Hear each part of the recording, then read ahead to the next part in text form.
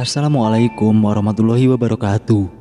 Setelah dipastikan Pak Nova benar-benar pingsan, Mas Burhan mengucapkan terima kasih kepada gua. Dia sibuk ke arah semak-semak untuk mengambil daun-daun yang masih hijau dan menumbuk daun tersebut sampai dengan halus.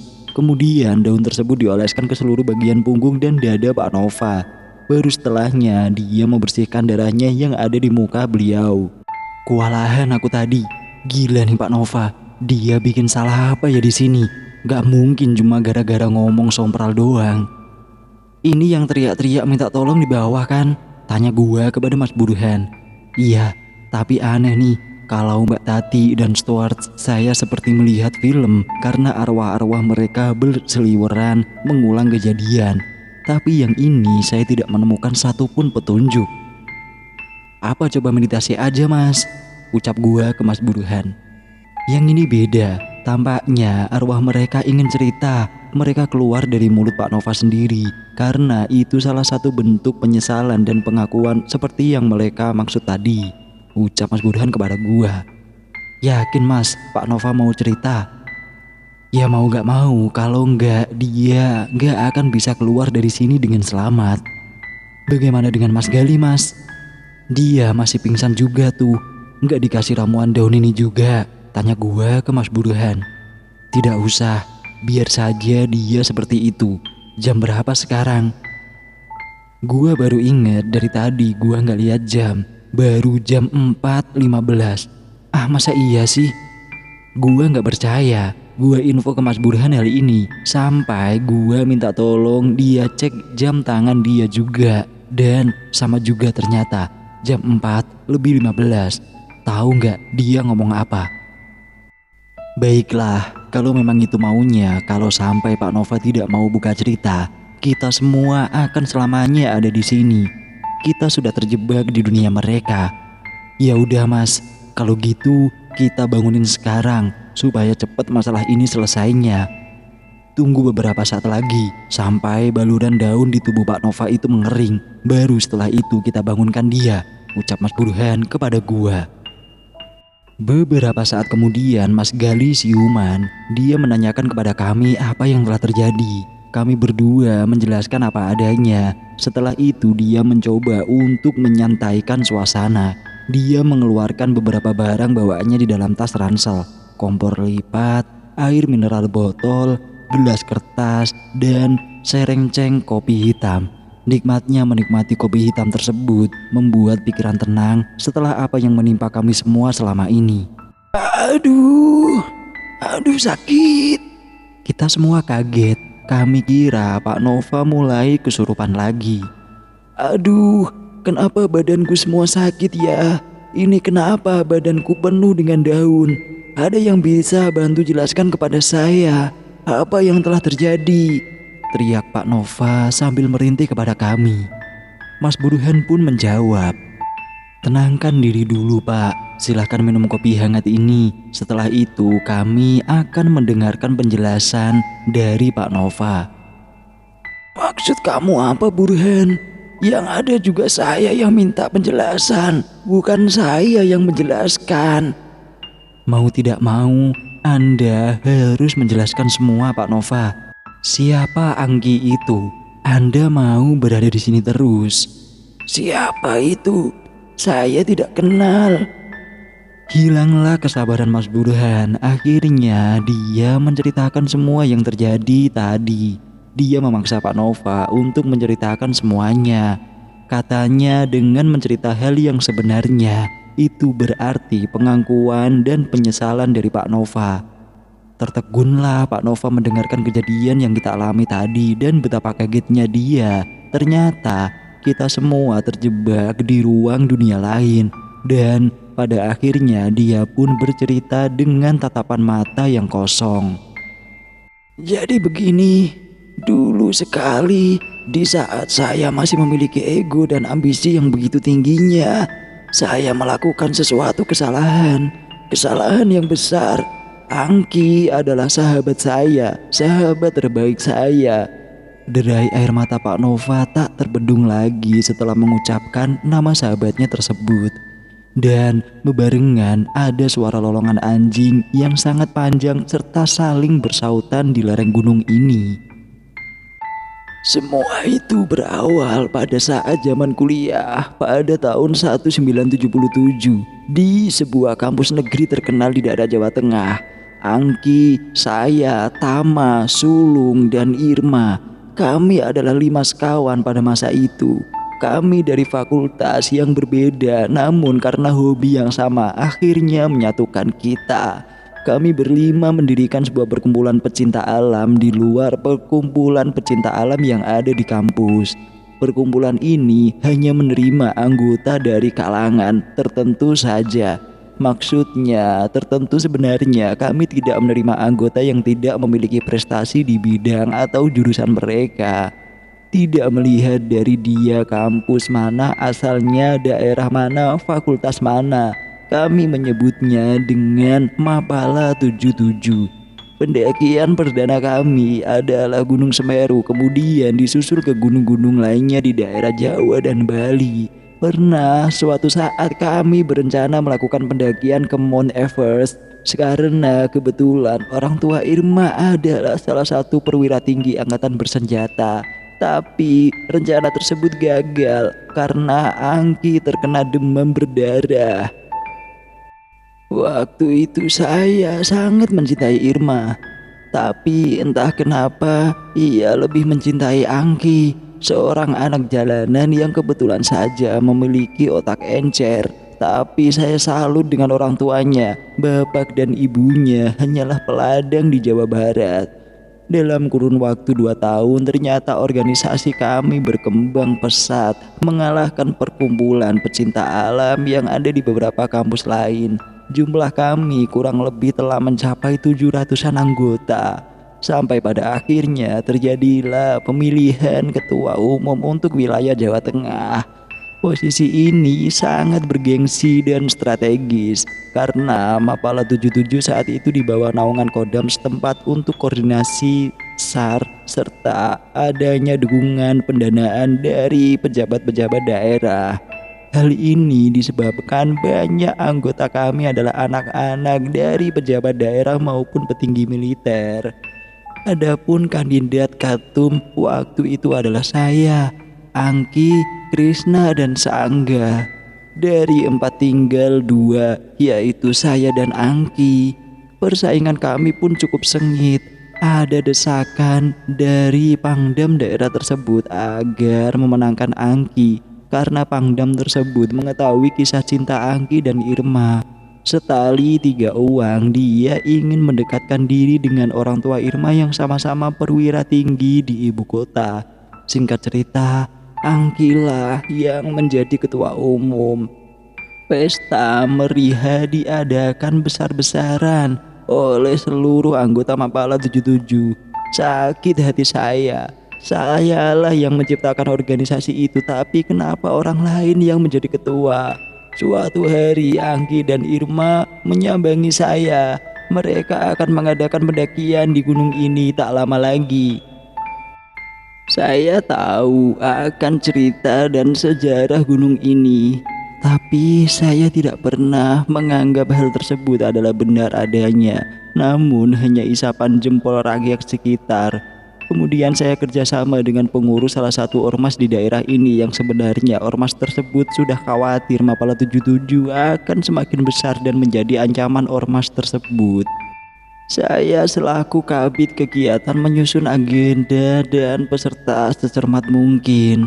Saya sertakan seluruh tokoh kunci Mapala 77 untuk mengikuti pendakian ini. Sampai akhirnya di hari H saya mohon izin mendadak dengan alasan mengunjungi orang tua yang sakit. Selama perjalanan saya terus memikirkan mereka yang mendaki. Jumlah mereka 20 orang. Memang tidak banyak karena pendakian ini khusus untuk pendiri dan beberapa tokoh penting di Mapala 77. Dan benar saja, perjalanan pendakian yang rencananya hanya 3 hari itu memakan waktu lebih dari 5 hari. Tidak ada tanda-tanda mereka turun ke kaki gunung. Tim SAR, anggota ABRI, satuan ormas, dan masyarakat semuanya mencari keberadaan mereka. Dan mereka pun ditemukan. namun sudah menjadi jasad. Pak Nova menangis sejadi-jadinya. Dia beberapa kali teriak menyatakan penyesalannya. Mayat mereka ditemukan berserakan di lereng gunung. Berita yang dilaporkan kepada masyarakat, mereka diserang binatang buas. Namun dari hasil intelijen polisi menyatakan bahwa sebenarnya mereka dibunuh dengan cara yang keji. Mereka dinyatakan telah meninggal sejak dari awal sampai di pegunungan ini. Saya pun segera berkoordinasi dengan beberapa pihak, namun tetap saja hasilnya nihil. Saya tidak pernah memberikan perintah untuk membunuh mereka. Saya hanya berencana menyakiti mereka. Tapi itu saya beranggapan faktor alam, bukan dengan memerintahkan orang lain. Sejak saat itu saya tidak pernah mau mendengar nama-nama mereka lagi. Organisasi tersebut telah saya bubarkan sejak kejadian itu, tepatnya di tahun 1983. Dan saya berhenti naik gunung sampai adanya kegiatan kali ini. Selepas Pak Nova bercerita pun lolongan anjing masih saling sahut menyahut. Udara dingin menambah mistisnya kondisi malam itu. Kami semua tidak ada yang berkomentar atas cerita Pak Nova. Kami semua terdiam 1000 bahasa. Waktu itu pun kami juga bingung mau ngapain lagi. Pak Nova sudah nangis sesungguhkan dan meminta kami dengan sangat agar tidak membicarakan hal ini kepada orang lain. Mas Gali, Mas Burhan, dan gua pun berjanji. Lolongan anjing yang awalnya di lereng makin lama makin mendekat ke arah kami. Kami semua berdiri untuk standby. Ada apa gerangan? Mas Burhan mengatakan ke Pak Nova agar jangan sekali-kali melepas kalung yang dia pakaikan ke Pak Nova. Mas Gali membereskan barang-barangnya kembali ke tas, sedangkan gua sibuk mencari tongkat atau kayu yang bisa digunakan sebagai senjata apabila anjing-anjing itu datang untuk menyerang kami. Detak jantung gua makin kencang pada saat lolongan anjing semakin mendekat, dan sekarang sudah mulai terdengar langkah kaki mereka yang sangat cepat. Mas Burhan, gimana nih? Kayaknya banyak anjing nih. Waspada aja kamu. Kamu ambil posisi dekat semak di haluan kiri ya. Pak Nova dan saya akan standby di belakang pohon ini. Mas Gali, Anda standby di belakang pohon sana. Matikan semua pencahayaan mulai sekarang. Perintah Mas Burhan kepada kami. Kami semua menuruti perintah Mas Burhan. Gua remas kencang-kencang kayu yang gua pegang. Posisi gua sekarang siap menyerang. Gua kumpulin semua tenaga yang gua punya. Di posisi ini gua nggak bisa lihat dengan jelas Mas Gali karena tebalnya kabut dan dia sendiri ada di balik pohon. Mas Burhan dan Pak Nova pun juga sama sekali tidak bisa gua lihat. Posisi gua sebenarnya ada di paling depan. Ibaratnya gua ada di pintu masuk tempat peristirahatan itu. Cuman enaknya kalau ada yang masuk ke area itu, mereka tidak akan bisa melihat gua karena posisi mereka pasti membelakangi gua. Langkah-langkah kaki anjing itu sudah sangat dekat. Bahkan gua bisa mendengar dengusan napas dan raungan dari mulut mereka. Bayangan mereka sudah bisa gua lihat dari tanah di depan gua. Dan akhirnya mereka semua berhamburan masuk ke area peristirahatan kita. 1, 2, 3. Kurang lebih ada 6 anjing yang merengsek masuk. Buntut mereka bergoyang-goyang kencang dan mereka berkumpul menjadi satu persis 4 meter di depan gua. Tapi yang bikin gua nyaris teriak adalah anjing itu ukurannya di atas rata-rata, dengan tinggi bisa mencapai pinggang orang dewasa, berwarna hitam, berbadan tegap, tapi kepalanya itu kepala manusia. Gue udah gak ngerti lagi yang akan gue lakukan apa. Awalnya gue memang siap untuk tarung dengan mereka. 2 kayu besar-besar sudah gue siapin. Tapi saat gua ngelihat bentuk utuh anjing itu, gua langsung lemes. Gua cuma berharap gua bisa pingsan sesegera mungkin. Gua ngelirik ke posisi Mas Burhan dan Pak Nova yang bersembunyi, tapi mereka berdua tidak terlihat sama sekali. Anjing-anjing itu terus-menerus menggonggong ke arah Mas Burhan dan Pak Nova. tapi tidak berani untuk mendekatinya. Setelah itu gua merem. Gua gak kuat lagi ngelihat kejadian itu.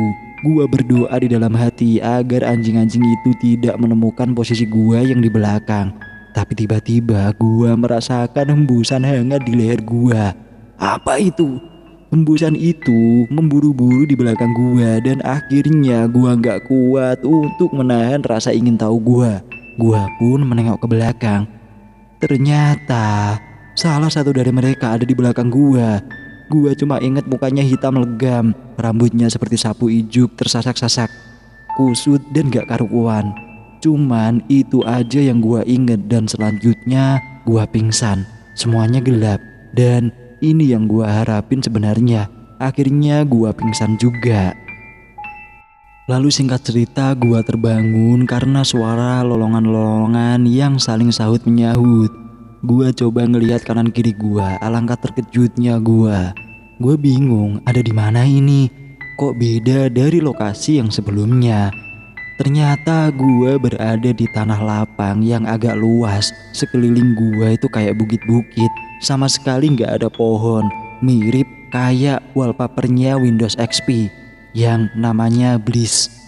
Gua bener-bener sendiri di sana. Kabut tebal sudah tidak terlihat lagi. Gua bingung nyari-nyari Mas Burhan sama Pak Nova dan Mas Gali.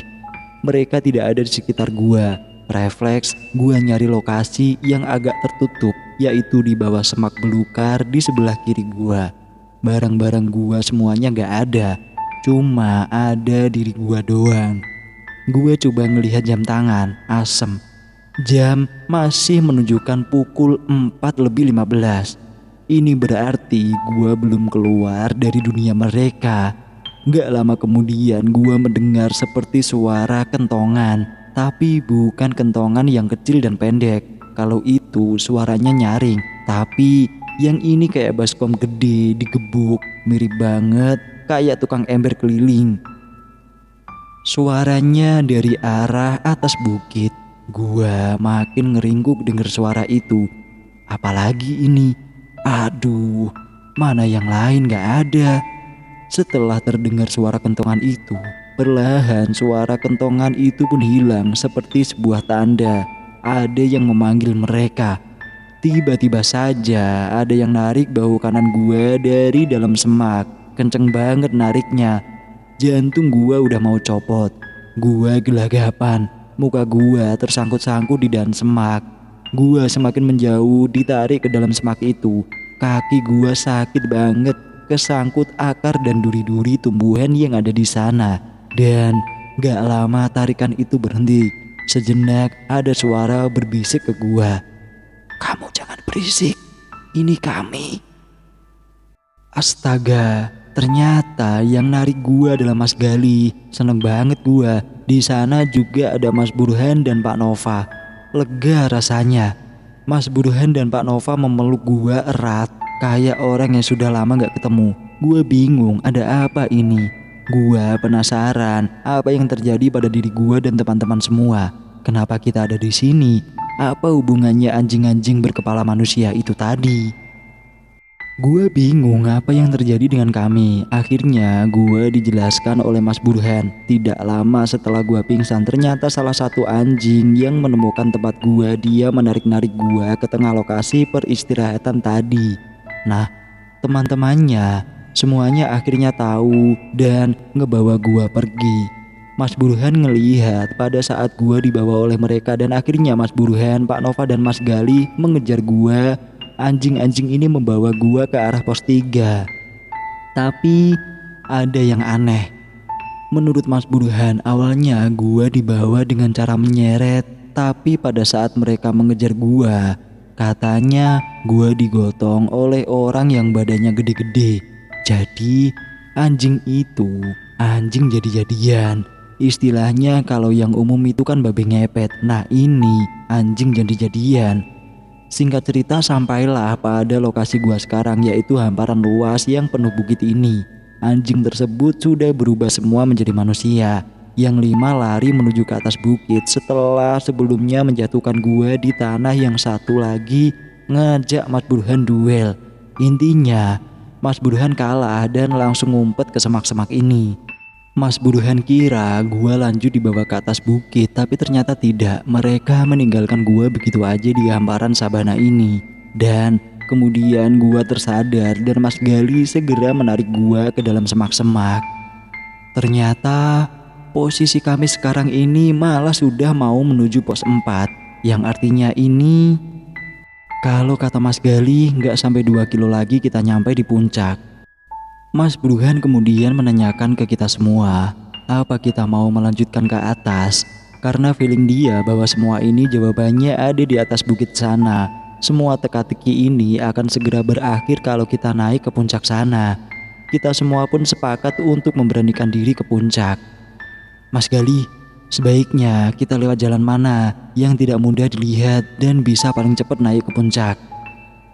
Di depan sana ada jalan setapak, Mas. Kita melalui celah bukit di sana. Biasanya spot itu dijadikan oleh para pendaki untuk mendirikan tenda. Tapi ya itu, daerah sini terbuka semua, Mas. Gak ada yang tertutup, seperti di jalur pos-pos sebelumnya. Wah, gak ada jalan lain ya? Pak Nova, Anda siap? Sudah kepalang tanggung, saya akan menyelesaikan semuanya dengan segala risikonya. Akhirnya kita berempat berjalan menyelusuri perjalanan menuju ke puncak. Sabana ini sungguh indah walaupun di tengah kegelapan. Kenapa saya bilang indah? Saya melihat banyak bunga liar yang tumbuh di tepi-tepi jalan setapak. Dan lagi, jalan setapak ini yang paling rapi jika dibandingkan dengan jalan setapak lain yang pernah kami lewati. Perjalanannya pun tidak naik turun dan tidak berbatu. Kami semua sangat waspada melihat ke kanan dan kiri. Namun kami semua berasa seperti diawasi di atas bukit sana. 10 menit perjalanan tepatnya di sebuah tikungan kami menjumpai pohon besar yang cabang besarnya terbelah menjadi 2 seperti ketapel kira-kira bentuknya. Namun ukurannya besar sekali. Tidak berdaun dan tidak ada cabang kecil di sekitarnya, seperti pohon yang sudah lama mati tapi tetap berdiri kokoh. Pada saat kami melihat pohon itu kira-kira jaraknya 50 meteran dari kami. Di antara 2 cabang itu, dari jauh kami sempat melihat sosok yang sedang duduk di sana. Sosoknya begitu besar, tapi kami semua memberanikan diri untuk terus berjalan karena memang tidak ada jalan lain selain melewati pohon itu. Semakin dekat kami ke pohon, sosok itu tiba-tiba menghilang. Entah kemana. Gua sih bersyukur banget. Kami semua sudah terbiasa sekarang dengan penampakan sosok. Ya gimana tidak, sudah beberapa kejadian gaib yang kami alami bersama. Setelah melewati pohon itu, masuklah kami ke area semak-semak. Di sini nih yang bikin spot jantung. Kami melihat ada 2 tenda yang terpasang di tanah. Yang satu warnanya kuning, yang satu biru. Tenda itu saling berhadapan. Kami berhenti sebentar untuk berunding. Apabila di dalam tenda itu ada orang, maka tenanglah hati kami. Tapi apabila di kedua tenda itu sama sekali kosong, nah itu tuh yang jadi tanda tanya besar, kemana orang-orang itu. Akhirnya kita pun lanjut melewati tenda itu. Ada saat kami melewati bilang permisi, tapi tidak ada satupun yang menjawab. Ya sudahlah, akhirnya kita lewati saja tenda itu. Baru aja beberapa langkah melewati tenda, kami mendengar ada orang yang nangis terseduh-seduh dari arah tenda yang berwarna kuning. Karena kaget, kami semua lari pontang-panting ke arah depan. Gua sambil lari terus ngelihat ke belakang ke arah tenda. Ada yang terjadi adalah tenda itu hilang. Gak ada tenda sama sekali di area tersebut. Gua manggil Mas Burhan dan Mas Gali untuk bantu mastiin. Mereka pun juga tidak melihat benda itu. Wah, pusing deh semua. Ternyata di sini hampir di setiap spot ada penampakan. Lanjut, kami berempat jalan menyusuri kaki bukit dan akhirnya sampai di suatu tanah lapang yang berkabut. Di sana hanya ada jalan setapak untuk naik ke atas bukit lain. Bagaimana nih Mas Gali? Apakah ini jalan untuk naik ke puncak? Tanya Mas Burhan ke Mas Gali. Iya Mas, ini jalannya. Mas, tapi kalau memang ini puncaknya, kok kita agak ngelihat kelompok lain yang sudah sampai ya? Kan seharusnya mereka melalui jalan potong bisa lebih cepat sampainya. Bro, ingat, kita ini sedang berada di ruang waktu yang berbeda dengan kelompok lain. Coba kamu cek lagi jam tangan kamu. Jam tangan saya menunjukkan pukul 4:15. Bener juga kata Mas Burhan, di jam tangan saya dan Mas Gali sama-sama menunjukkan pukul 4:15. Tapi ada yang berbeda dengan Pak Nova.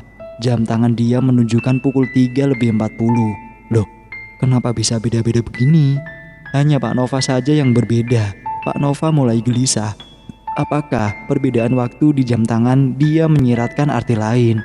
Kita skip mengenai perbedaan waktu. Yang jelas, akhirnya kita semua sampai di puncak paling atas. Tapi yang kita temui hanya berupa hambaran kosong saja. Tidak ada tanda-tanda kehidupan ataupun tanaman. Kosong plong. Tanah dan pasir-pasir saja. Batu pun juga tidak ada. Mas Gali, ini puncak. Gua nyoba tanya ke Mas Gali.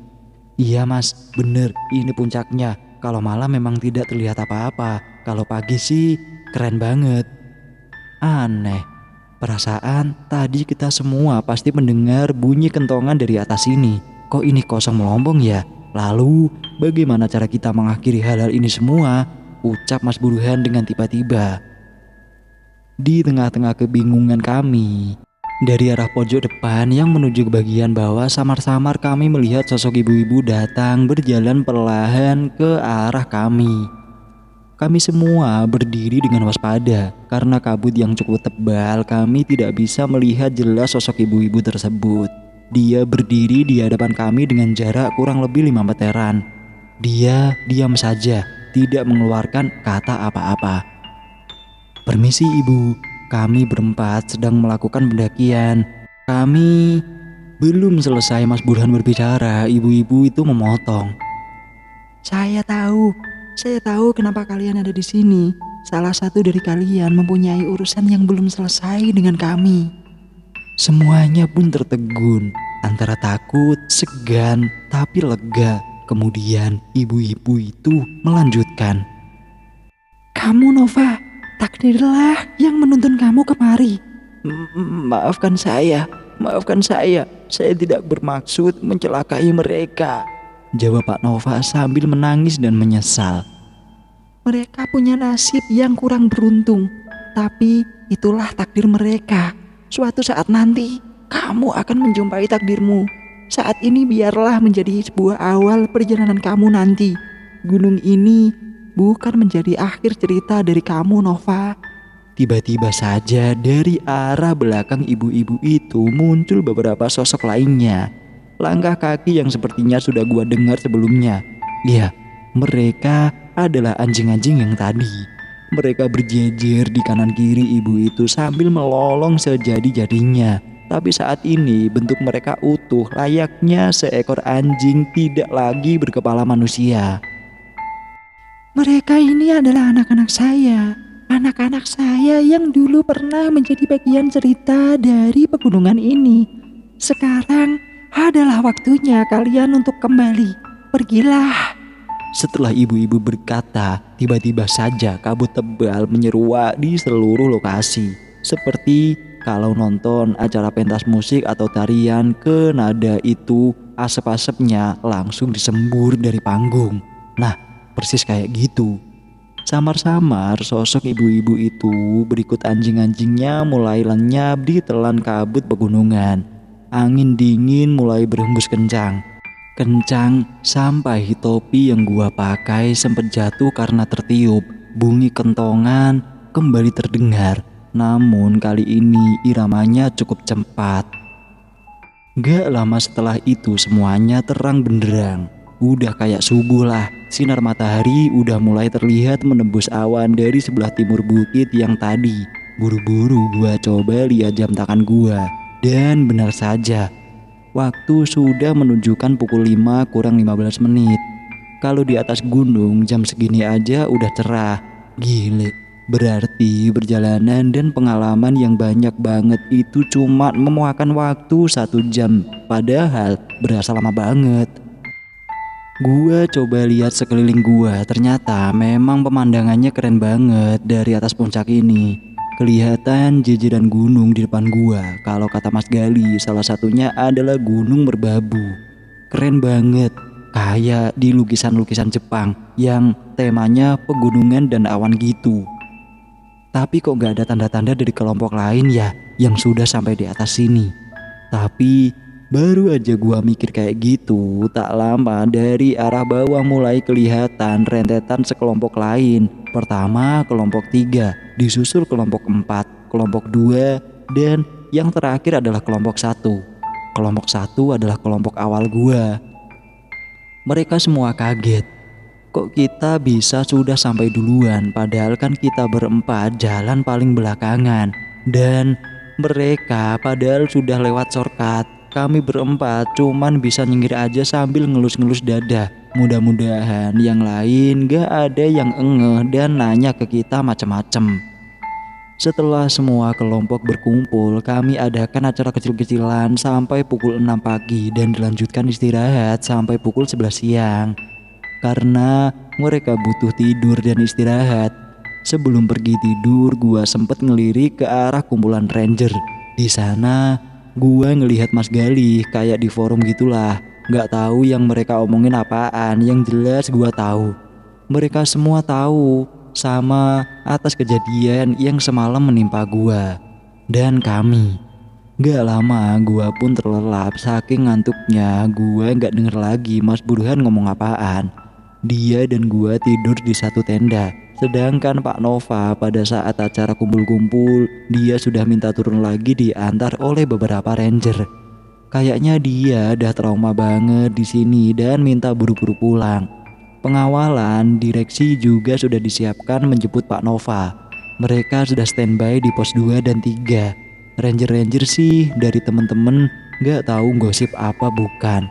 Katanya Pak Nova dijemput di area kantor pemancar. Di sana kan lahannya agak luas. Ternyata katanya dijemput pakai helikopter SAR. Cerita pun bersambung. Dan terima kasih sudah mendengarkan cerita lanjutan dari kisah horor pendakian gunung ini. Dan jangan lupa buat kalian yang baru gabung di channel ini, saya ingatkan untuk subscribe channel ini dan nyalakan tombol notifikasinya agar kalian tidak ketinggalan cerita-cerita terbaru dari channel ini. Nantikan masih ada kelanjutannya cerita ini hanya di channel Kisah Seram. Sekian dari saya, sampai jumpa di lain kesempatan. Assalamualaikum warahmatullahi wabarakatuh. Salam misteri.